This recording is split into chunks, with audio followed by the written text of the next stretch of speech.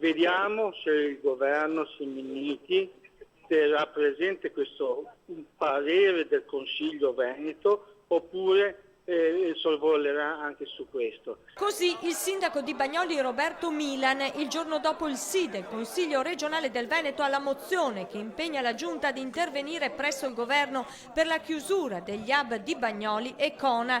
Un appoggio incondizionato e unanime, quello di Palazzo Ferrofini, che ora anche formalmente appoggia la lotta dei sindaci da tempo in prima linea per arrivare all'obiettivo della chiusura dei centri di accoglienza.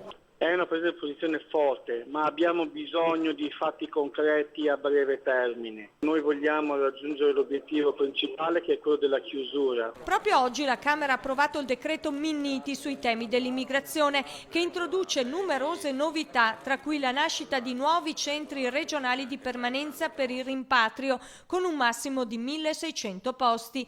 Resta da capire in Veneto dove sarà istituito. Una cosa però è certa, Bagnoli vuole lo sgombero dell'ex base di San Siro e lo vuole nel giro di poche settimane. Se non avremo la chiusura non saremo contenti. Questo è l'obiettivo primario della Regione Veneto, ma soprattutto dei sindaci di Agna, Bagnoli e Cona.